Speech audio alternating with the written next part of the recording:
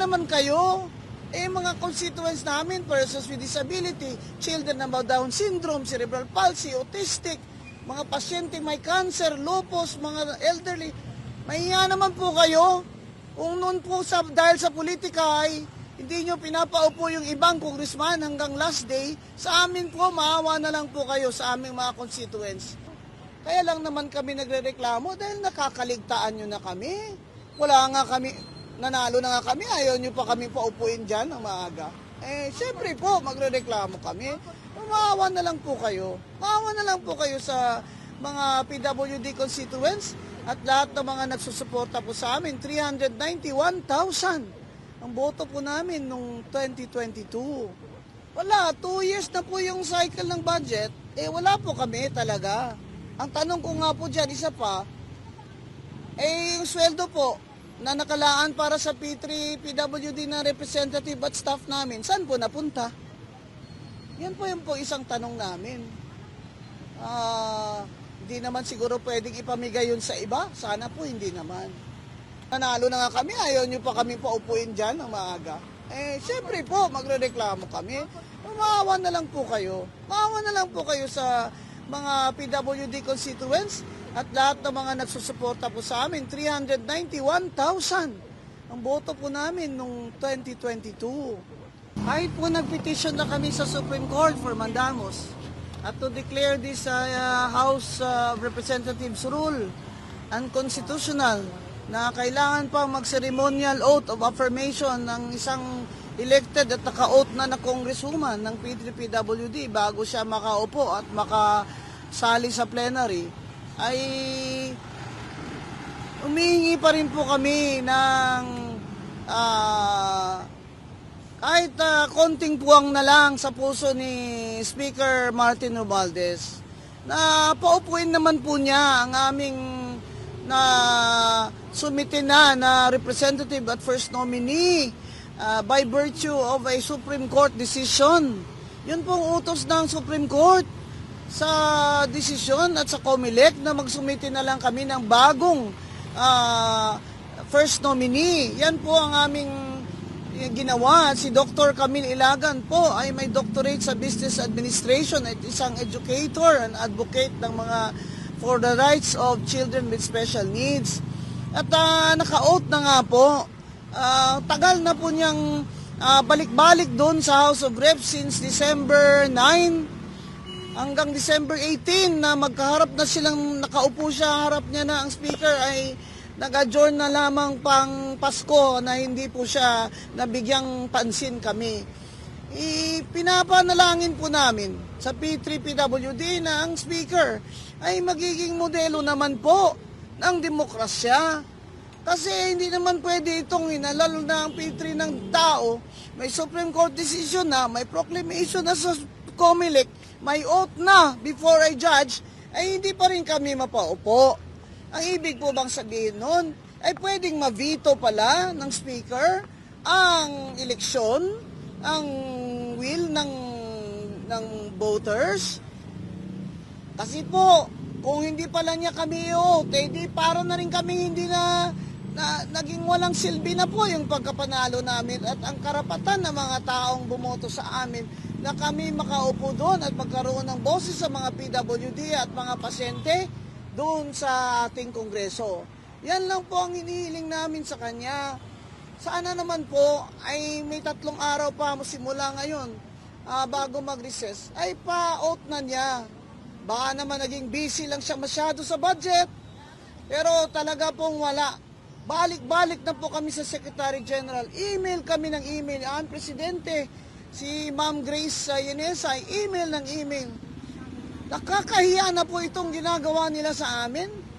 Kaya po talagang wala na kaming recourse but to seek relief from the Supreme Court who rendered the decision in the first place na magsumiti kami ng bagong first nominee namin para dito sa term hanggang June 29. Ano po kaya, Commissioner, yung dahilan nung hindi kayo pinaupo?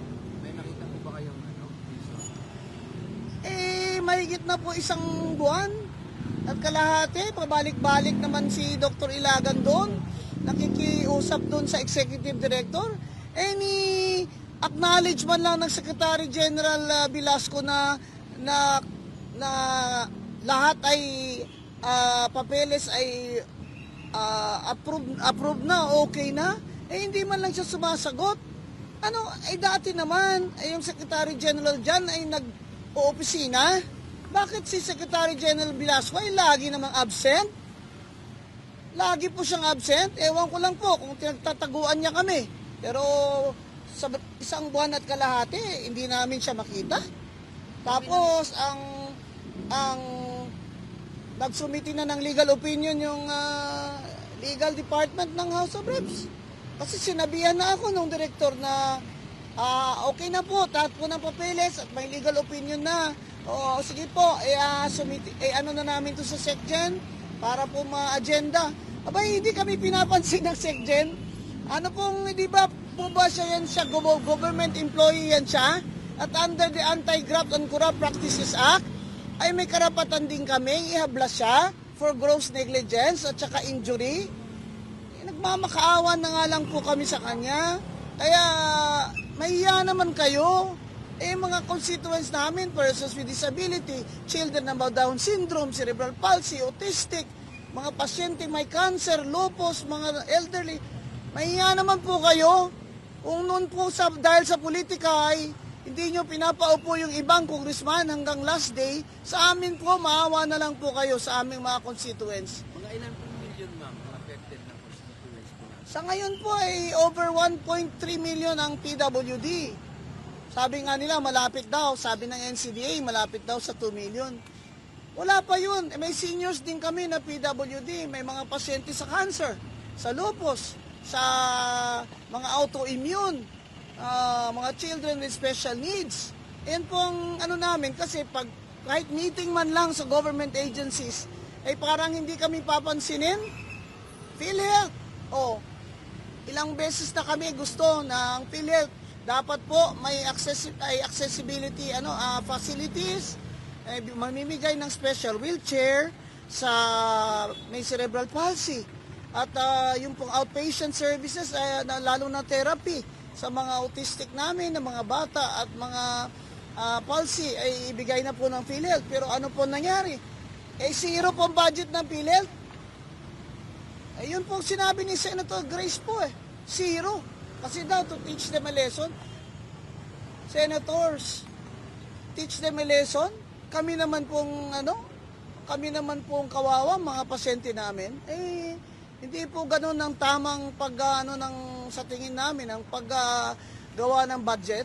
Hindi po para parusahan yung ahensya. O hindi po isa tama ang serbisyo ng gobyerno.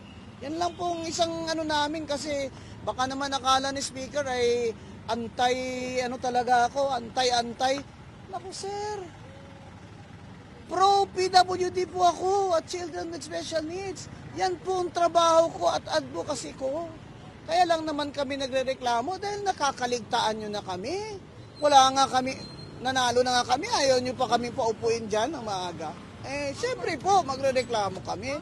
Maawa na lang po kayo. Maawa na lang po kayo sa mga PWD constituents at lahat ng mga nagsusuporta po sa amin. 391,000 ang boto po namin noong 2022. Wala, 2 years na po yung cycle ng budget. Wala po kami talaga. Ang tanong ko nga po dyan, isa pa, yung sweldo po na nakalaan para sa P3 PWD na representative at staff namin, saan po napunta? Yan po yung isang tanong namin. Hindi naman siguro pwedeng ipamigay yun sa iba. Sana po hindi naman.